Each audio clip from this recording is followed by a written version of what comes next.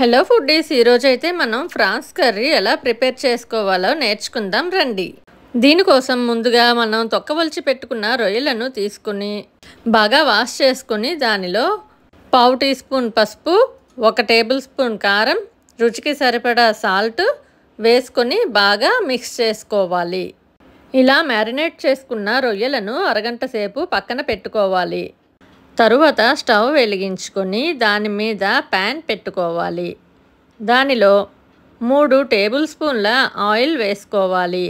Oil కొంచెం వేడెక్కిన తరువాత మనం మ్యారినేట్ చేసి పెట్టుకున్న రొయ్యలను తీసుకుని ఆయిల్లో వేసి బాగా కలుపుకోవాలి.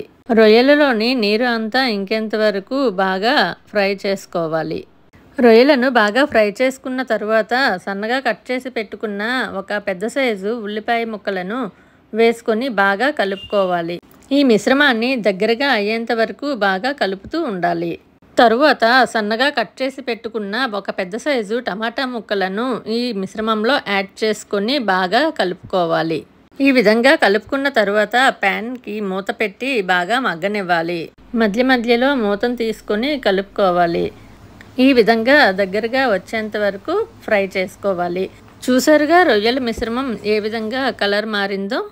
మనకు ఫ్రాన్స్ ఫ్రై కావాలనుకుంటే దీనిని ఈ విధంగా మరికొంచెం రోస్ట్ చేసుకొని కాస్త ఆయిల్ వేసుకొని స్టవ్ ఆఫ్ చేసుకోవచ్చు. కానీ మనం ఫ్రాన్స్ కర్రీ చేసుకుంటున్నాం కాబట్టి జ్యూసీగా రావాలంటే కాస్త వాటర్ వేసుకొని కాసేపు మూత పెట్టుకొని మగ్గించుకోవాలి. కాసేపటి తర్వాత మూత తీసి చూసుకుంటే ఈ విధంగా దగ్గరగా వచ్చినప్పుడు మసాలా పౌడర్ వేసుకొని బాగా కలుపుకోవాలి. మసాలా పౌడర్ వేసుకొని కలుపుకున్న తర్వాత ఒకసారి మూత పెట్టుకోవాలి. ఈ విధంగా మనం కొంచెం వాటర్ వేసుకొని గ్రేవీలా ఫ్రాన్స్ కర్రీ చేసుకుంటే రోటీలోకి కానీ రైస్లోకి కానీ తినడానికి చాలా టేస్టీగా ఉంటుంది. ఇంకా బిర్యానీతో కూడా చాలా బాగుంటుంది. ఇప్పుడు మూత తీసుకొని దానిలో కొంచెం సన్నగా కట్ చేసి పెట్టుకున్న కొత్తిమీరను వేసుకొని బాగా కలుపుకొని స్టవ్ ఆఫ్ చేసేసుకోండి. మనకు ఎంతో రుచికరమైన ఫ్రాన్స్ కర్రీ అయితే రెడీ అయిపోయింది. దీనిని సర్వింగ్ బౌల్లోకి తీసుకొని సర్వ్ చేసేసుకుందాం.